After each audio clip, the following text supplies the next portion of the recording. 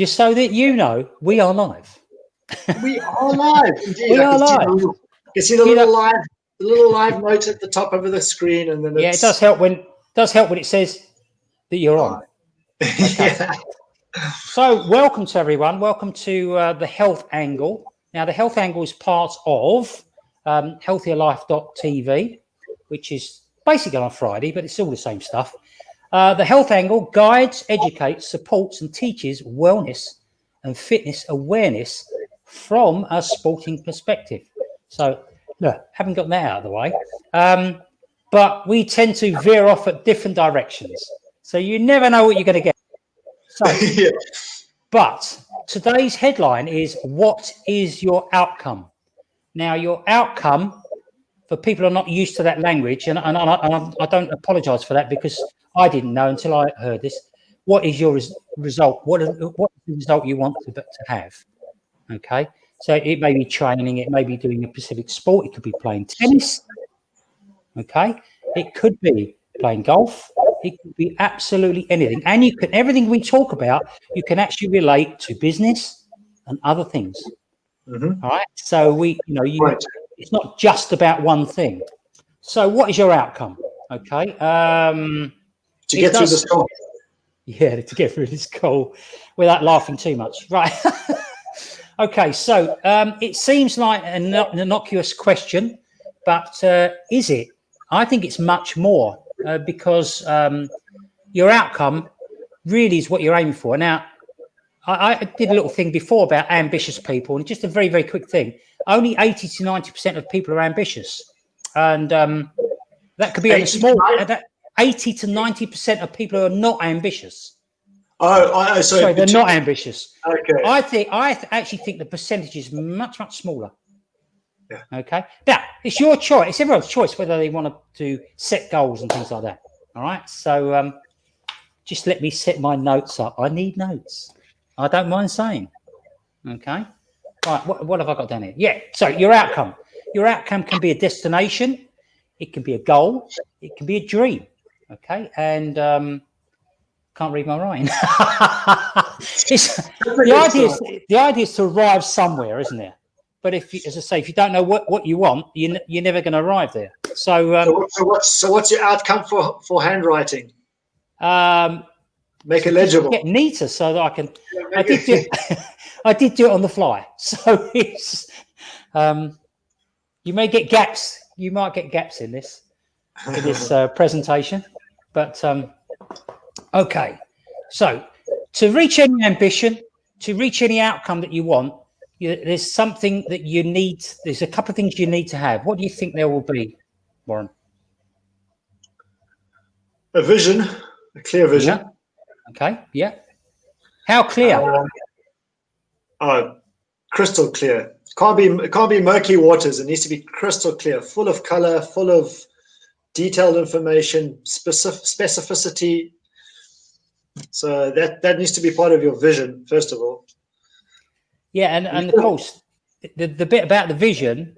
I mean, some people don't like that word, and I get it, because we're not here to talk about anything religious. But vision does come from the Bible and all that type of thing. But what we're talking about is in imagining, getting to a point where you imagine and see where you want to go. Okay, and it's very important because without that, you've got nothing. True. Yes, you have to have desire. Yes, you have to have strong feeling and emotion about what you want to do.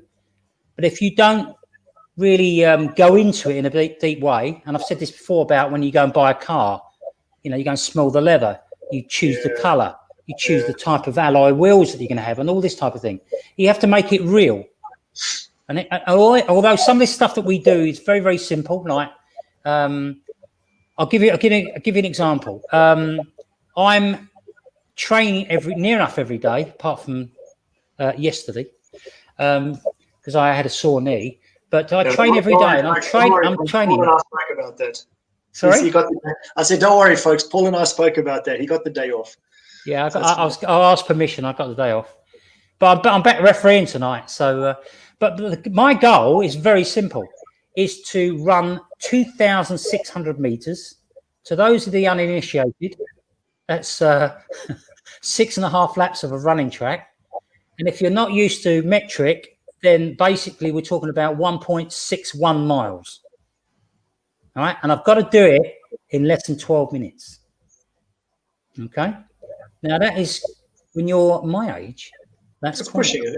It is pushing it. So I've got to train and I have to hit certain standards. Now the challenge I've got is because I've always been trained that, when you set a goal, you put a date on it. Well, unfortunately, they haven't given us a date for the test yet. And they actually said that you may only get 2 weeks' notice. Oh, wow. Okay. So I have to keep resetting my goal all the time. I have to have a date. Like from now, if I'm training today, I will have a date 2 weeks hence. Yes. Okay. And then when I get to that date, or when I get another 7 days, I'll change it to the week after. Look, but it's still the same training. I think having a set date as part of your goals is good when you're talking about something like what you're doing. For example, like if you're studying for an exam, or if you have the start of a season, you have a set date. Okay. And that date, but very often when they're talking about setting goals, and I don't want to digress here, but I think it's an important factor for people to realize is that they set a date. So like say, for example, I want to lose 10 pounds of body fat within the next 3 months. And they put a date down. Now, when they don't reach that goal, they use the date as an excuse. Oh yeah, I've done that. Yeah. So it can be counterproductive. It can be, and it is very often counterintuitive to not put a date down, but sometimes it also helps just to give yourself that slack and not necessarily focus on the date so much. It's good to put a date, but don't focus on the date. No, that's right. I agree. Focus on the outcome. Yeah, because that's right. I agree with you. But look, if you started from ground zero and you reached you put a date on it, and then you reach 75% of your goal within that time, that's brilliant. Mm-hmm. What people don't realize, even 50%, you're 50% further along than you were. Yeah. But you are right. You should focus on the outcome and the outcome alone, the result you want. Yes. I don't, when I'm doing these runs, I don't think, oh, another hard run today. I go into it saying another easy run. This is going to be a smooth run. It's going to be, it's just going to go well. And I say that all the time. And most times, to be fair, it does. Most times it will be, because you're pre-programming your mindset towards that. So you're projecting that in the head, because there's no future, right? It's just you're just projecting what you want to see happen, and then that eventually happens to you. Yeah. If I can on both that point and the previous point about setting a goal and the vision, all right. And the reason why I use the word vision, because it's been very powerful for me in the past, is I had four visions that I had come true for me in 2006. 4 very significant visions, to be honest with you. First one was I wanted to leave South Africa and get offered a job overseas. I had no idea when, but it had to be soon. Otherwise, I knew something bad was going to happen. I was going to do something bad.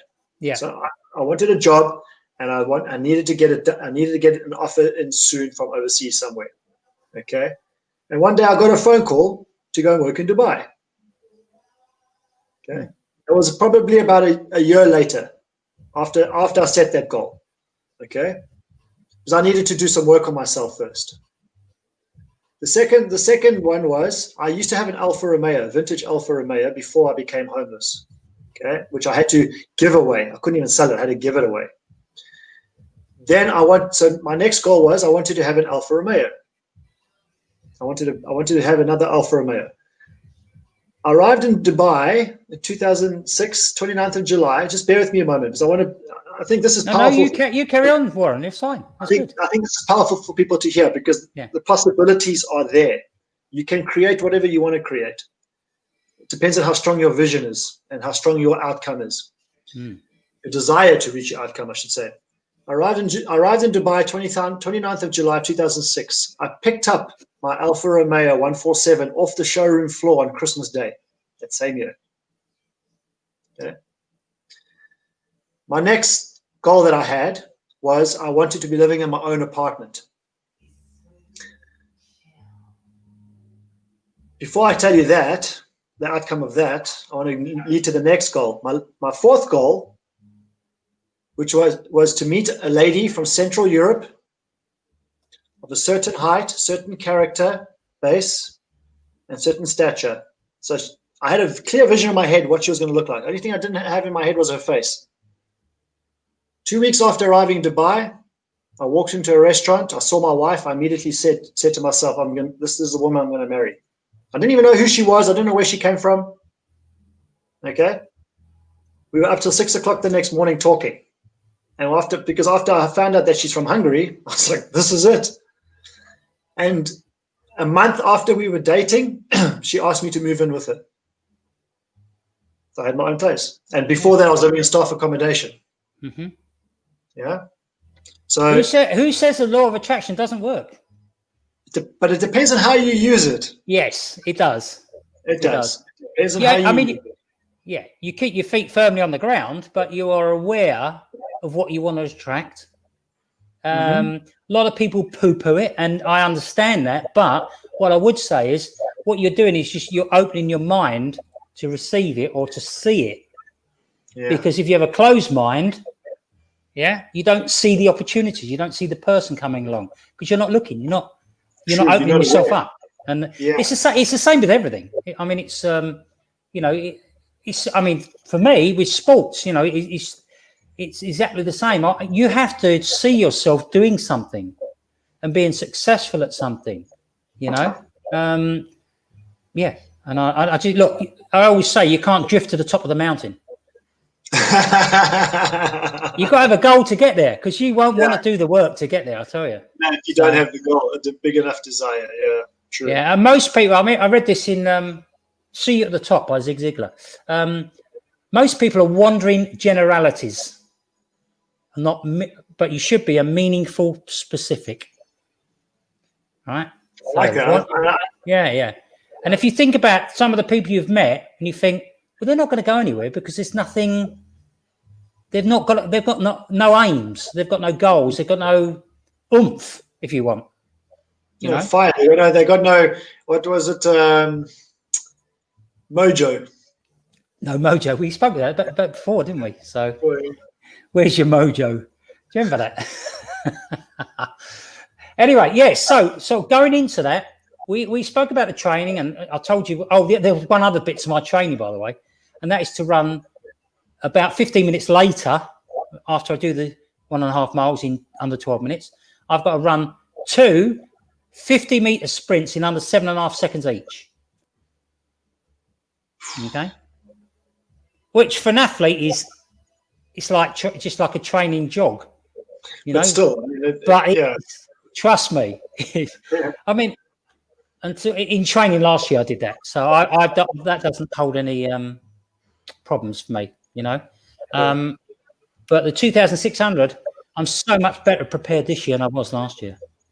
I thought I was well prepared last year, but I wasn't, and I failed dismally. I mean, really badly. This year, I'm on target. I'm all right. Just make sure you've got your 50 meters covered, eh? Oh yeah. Take it for granted. I'll be going on the track soon. That's where it all happens. And I'm going from all my running's been done on grass, which is harder on the legs. So yeah, we spoke about that, right? Yeah, I'm not running on concrete at all. Not anything. Good. So yes, okay. So you've got to have a crystal clear vision. Now, you heard me speak about the little knee problem I had. We're talking about a 24-hour knee problem. So it's only probably like a little tweak or strain, okay? But Warren's now going to take us through something else that links to that. Am I right? Yes. Yeah. Yes. Go away. Take it away.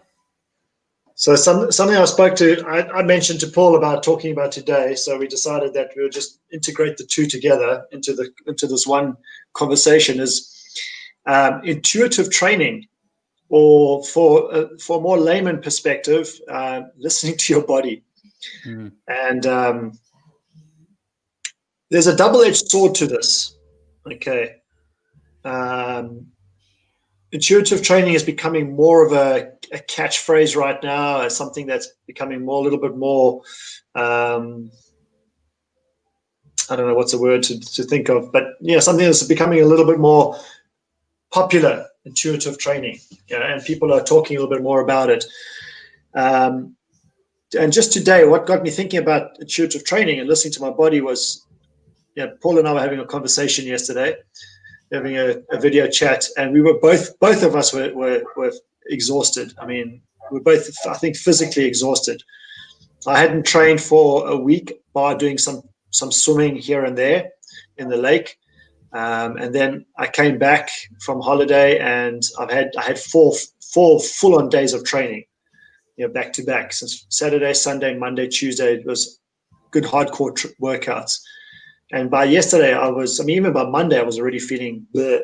And then yesterday, I just pushed myself through it, because if I had listened to my body on, yesterday, on Tuesday, if I listened to my body then and thought about it intuitively, I would have given myself a reason not to train. Okay. Yeah. Very easily. I could very easily have given myself a reason not to train, because my mind was so fogged up with the fatigue and tiredness that my mind would have just said to me, look, give it a rest today. Don't do it. And I would have missed out on a great workout yesterday. So this is where the intuitiveness, or listening to your body, can be a double-edged sword, because depending on where you are mentally, it can either be good for you or bad for you. And even for athletes, athletes try to factor in intuitively when they should or should not be training around their schedules and things like this. However, it can be a negative thing, because if you are mentally fatigued a lot, your mind is going to tell you, don't, just rest. What do you want to go train for? Just rest, man, rest. And then 2 days later, you're still resting. 3 days later, you're still resting. However, if you have a niggle, like Paul has a knee niggle, or like I've had calf niggles, I've had something that Dan Carter, you know who Dan Carter is, right? Mm-hmm. He's all black fly half great, all black rugby great. Mm-hmm. Yeah, we're talking about old man's calves. Is he still playing rugby? He's like, I think he's 38 now, or 36 or something like that. And he's still playing rugby. Or club rugby? No, he's playing for the Blues. Oh, he's not. Okay. So he was in France, and then he left France, and he's now been playing for the Blues this season in Auckland. And he was talking about old man's calves. Okay, and this is what I'm experiencing right now. First, my one calf went, then my other calf went, not as badly, but it's a symptom that you just can't figure out where it's coming from. But I just listened to my body. It's so important to actually listen to what your body's saying to you. And if you feel a niggle and you have this outcome that you want to achieve, it's so ingrained in your mind, and you have this clear vision. Sometimes those niggles, and this is what I learned from my niggles, my calf incidences, was just slow down. You don't have to push yourself so hard. I can still do training, but I'm just not doing training that would impact my calves so much, And the same for Paul. Paul can still train, I mean, there's body weight strength exercises he could be doing, yoga, stretching, but he doesn't need to go for a run. He can still be active. And so the same applied to me today. I knew I wasn't going to train today. I knew today was going to be a recovery day. And that's why that's why I went for the workout yesterday. And then I just did a recovery day today. And it came to my mind about talking about intuitive training. So, yeah. Yeah, I think for me, I mean, I'm training 5 or 6 days a week. So, I can afford, I don't normally take days off, because I know that I am going to have a tweak occasionally. So that's when I take the day off, so it fits in. It's forced on you. But yeah. I mean, I'll tell you what happened this morning. I mean, no, what happened the day before was that I think I got some sunstroke as well. And I was very slightly fatigued from the training, but nothing. I think the sun killed me. absolutely. I just spent a bit too long out in the sun, and I paid the price. And because it hit me next day, plus I've got the knee thing as well. So I said, well, okay, well, I'll leave it for a day. Now, this morning, again, I had to read my body because I always walk probably about 1,500 meters before I start running. And that's to shake the old stuff out from the day before. Yeah. And also to see if I've got any injuries, Yeah. And I felt great on the walk. I went 2 strides on the run. I stopped. Oh. And the reason normally, if I was just training, I would have carried on and at least done a lap and see how it went. Yeah. I've got a game tonight. Mm-hmm. So I was trying to do too much in a way, do the training and go and do the game. So I stopped straight away and I thought, right, I've got to know what I'm doing. It's the game tonight, and then I'll get back to training tomorrow. So on that, and talking about listening to your body again, just to carry on with that. On Sunday, I went for a workout, and it was quite hot outside. It was around 32, 35 degrees, and it was sunny and that. And I went out in the morning, but it was hot early in the day. And my wife and her friend both said to me, my wife's friend and kids were here, and they both said, "Are you going to go out training in this heat?" I said, "Yeah." I said, "Look, I'm used to training in the heat. I don't mind training in the heat because I trained in the heat in Dubai for so many years outdoors. Yeah. I trained throughout the summer in Dubai. So I conditioned my body that way. I conditioned my body to be able to train outdoors in the summer at 50 degrees. Okay. But I just adapted my training according to the heat. That it was conditioned, and I listened to my body a lot when I was doing that type of training, when I was in that environment, I should say. And I went out and trained on Sunday, and within half an hour, I think, of my actual workout itself, I realized I'm no longer conditioned to train in the heat. I've become European. And it was like, oh man. But I just listened, I listened to myself, my body, and I just slowed down, and then I stopped and I did some stretches and a cool down and things like that. But I didn't try to push myself and let my ego take over. I didn't say, I can do this. I can do this. No. I think as we get older, we tend to get a little bit more intelligent in some things, not everything. I like to think so. Yeah. So I don't know about intelligent, but maybe wiser. Wiser, okay, yeah. So a bit more aware of things. And I realised that I always used to love running in the heat. I would go out when I was in Spain and go out at the hottest time of day. Mm-hmm. Specifically, so when I came back to the UK, it was like easy, Yeah. And I thought about that this week, and I was just thinking, well, I love going out and running in the sun, but I didn't realise it was 2001 the last time I did that. That's when you notice the difference. I don't need to listen to my body.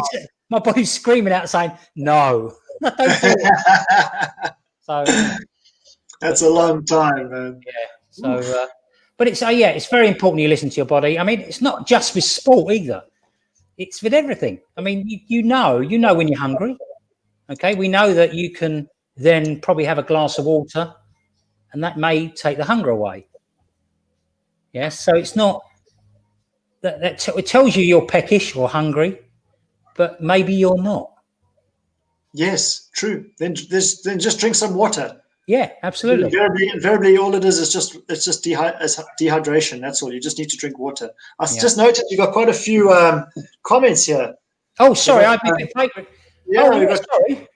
Mr. Dave Isers, we can attract good or bad, of course. Yes, of course. Yes, I should have paid attention. You can't slip down if you're not focused. And this is a good point, Dave. Thank you. It's it's so easy to slip on the way down than it is to climb to the top on your way to the top. Absolutely. So people just need to don't think when you've reached your goal that this is it. I'm like, this is what happened with me when I got to Dubai. I got to Dubai and I got offered this job, and I was living in this fantastic city and everything, and I took my focus off my goal. Of my agenda, of my objective. I took my focus off that. And the same things happened in my marriage. My relationship with my wife before we got married. I took my eye off the outcome. I was in the relationship with a woman that I wanted to marry, and I took my eye off the goal, off that outcome, and it slipped away. You decondition 3 times faster than you condition. So if you miss one day, you go back 3 days. 1 week, 3 weeks. Go back slow, then build up to full. Yeah, it's true. Again, it's the same as slipping down. It's you decondition a lot. Calf is holding muscle to keep you upright. When you're holding muscle or postural muscles out of balance and structurally crooked, the calf muscle tightens to hold you up. That's why the strain. Yeah, I don't know, Thomas. I don't know. There's something. The physiotherapists, neither myself nor the physiotherapist could figure out where this has been coming from in my calves. It's we just can't figure out where it's emanating from. So you're right. Calf muscle is. I mean, that's the same. Like if you snap your Achilles tendon, you can't walk. Period. You can't stand. Yeah, that's right. So, yeah, he's right. I've had problems with my calf. I'll tell you what. I even remember the year. All right, it was 2013, and I was out running on concrete, and I had a slight tear in one of my calves. That's the last time I ran on concrete. I'm not doing it again. Yeah, no. I haven't had a problem since, so maybe my body just didn't like it. Anyway, I'll just a quick hi to Rosie. Hello, Rosie. Hello, Rosie. Yeah, and Thomas. Yeah, I'm just I'm just reading it myself now. But I mean, the bottom line is we're all unique, as we say all the time, and you've got to go and find these things out for yourself. You're going to make mistakes. I don't care who you are, whether you're a professional athlete or just a jogger or whatever you're doing. I mean, you're going to make mistakes, and that's part of learning. But hopefully, we all learn pretty quickly, and we don't make the same mistake twice. And this is when I was talking to this group in India now. I was just telling Paul that I was doing I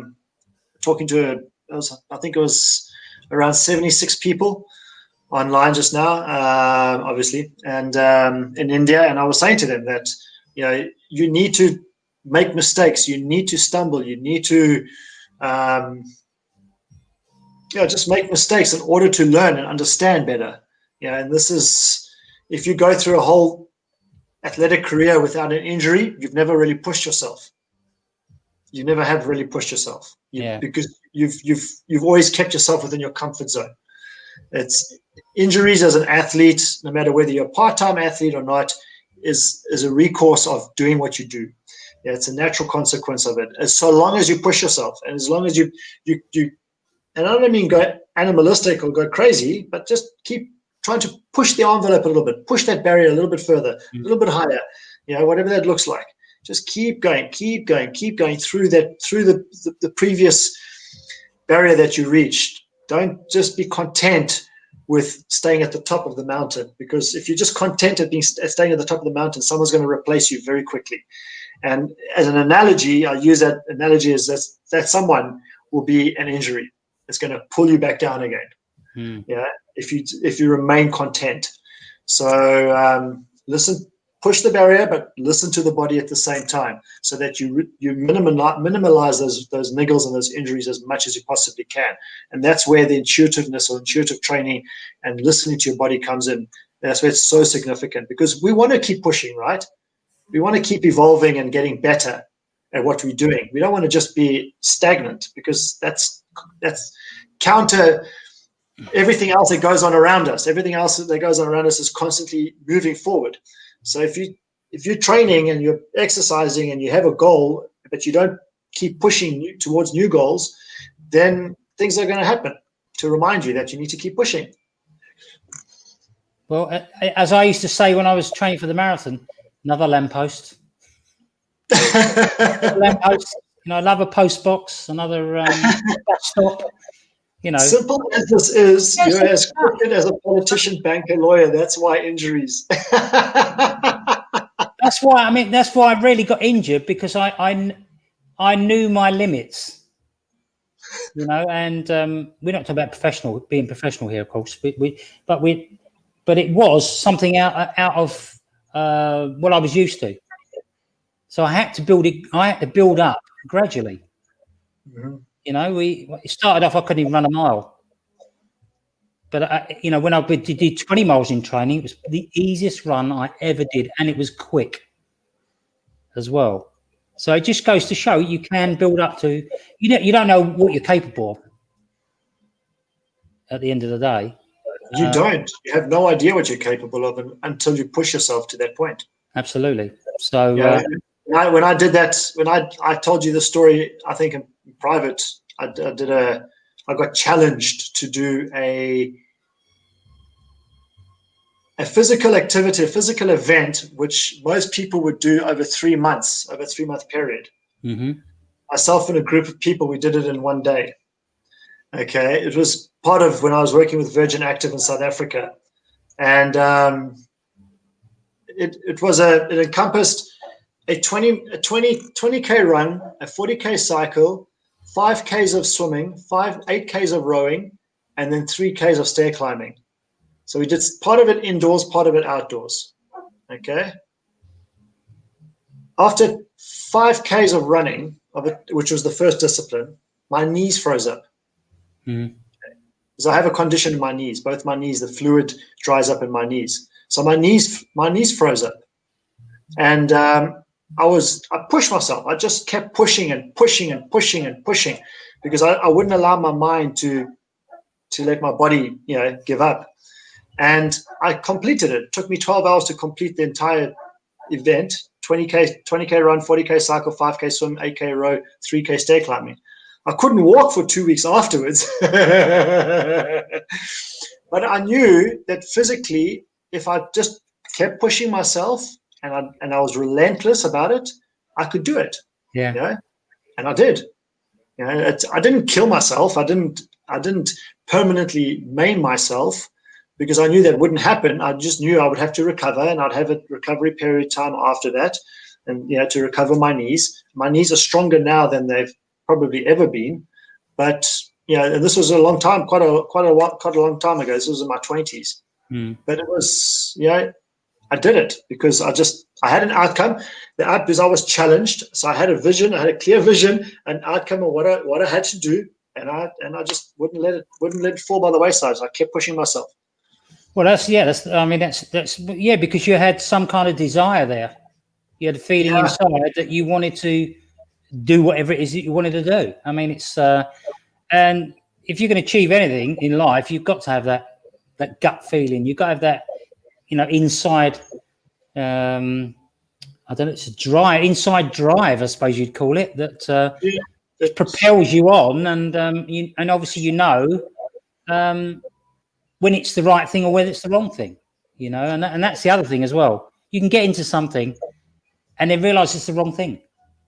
Yeah, and this is where it goes back to the listening to your body as well. Yeah. The same thing. Listening to yourself when you're making a decision of whether you should be doing something or not.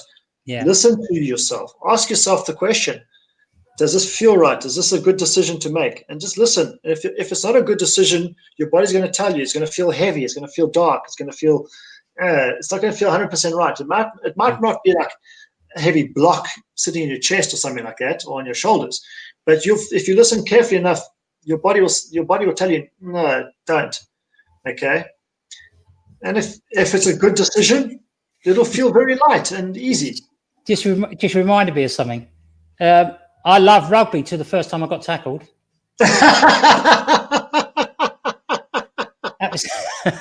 I'll tell you, I didn't realise you could go to Australia through the turf. I've never come across anything like that in my life. Is when the fella tackled me, and he just kept going, and it wasn't just the tackle; he was driving you through the turf into the ground. Can you imagine being tackled by Dave? When he was playing rugby? It's like, well, that happened to me. In the army. I was playing rugby in the army one night, and my opposition fly half was a captain, and I had the ball, and he tackled me hard, and he tackled me like really hard, and then the next time he had the ball, I tackled him and I drove him into the ground because he had an ego. This guy, he was a captain. He thought it was the dog's bollocks, okay, and he was a fly half. So the next time he had the ball, I hit him hard, and I played hooker in those days, and as he hit the ground, I just drove him straight into the ground, and he got such a fright that he grabbed me like this, and he said to me in Afrikaans, he said, I won't say it on here because this is for family, but yeah, he said something to me that wasn't quite PG, in Afrikaans, and my captain came up to him. He was one of our sergeants, and he came up to him and he basically told him, he put it straight to him. He said, look, on the rugby field, there are no ranks here. If you can't take it, then get off the field. Basically told him. Absolutely, yeah. Well, my goal when I was doing that, I played rugby sevens, it was. And I was a footballer. I didn't have time to play rugby, but I helped out, and my goal, and I achieved my goal, was to score a penalty, a conversion, to try. What was the other thing? Something else as well. Oh, a drop goal. I got them all within this little thing. And I went, I quit. Unfortunately, nobody told this other player that I quit.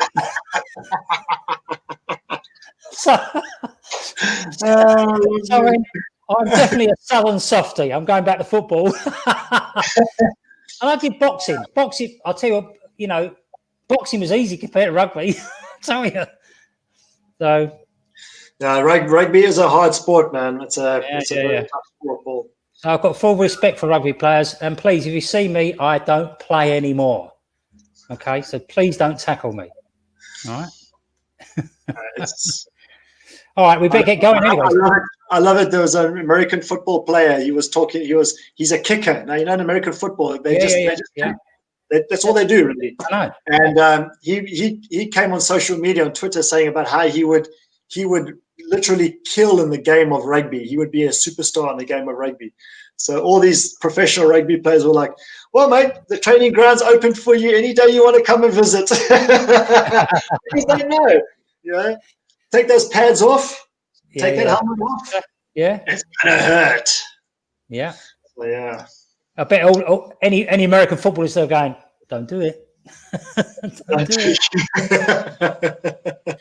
Anyway, we better get going. All right. And Thomas, I guess it's Welsh, right? Thank you for your comments. I appreciate that. Man of many words. Thomas is in Ireland, isn't he? As Irish, Ronan. I think Thomas is in Ireland, if I remember right. Might be wrong. I do apologize, please. I'm half Irish, so please. I'm not. Thomas is spelled like that. I normally associate that with Welsh, with Wales. Okay. So yeah. Bit of Celtic, bit of everything in there. Everything thrown inside. He's a man of many words. Got some sage advice. Fantastic. Yeah, well done, Thomas. So lovely. Anyway, let's call. I'm going off at tangents there. So, Irish next time on the field. Watch out. We can take it. You haven't got my address. Right. Lovely. Well done, Warren. Great job. And fantastic. I enjoyed it. So let's just one quick thing. Please, if you enjoyed it, like the page, like the video, give some comments like Thomas has done, and obviously Dave and other people. Rosie. Fantastic. And Rosie. Thank you for that lovely comment. I appreciate it. What can we say? We'll see you on. Well, we're back on Friday. I have no idea what it's about on Friday. If I can, I'll join you on Friday, and we'll just shoot the breeze. Yeah, absolutely, yeah. And next Wednesday, it's about migraines. That's all I'll say. Migraines. I only ever had one in my life, but that was bad enough. And we have a guest, right? We have a guest, Randall Porter. So, and he's going to talk to us about migraines. So, fantastic subject. We can grill him. I'm sure Randall's on here. If he's not on here, he'll be watching. He watches the replay. So, great. All right, let's go and have a great day, everyone. And speak to you soon. See you later.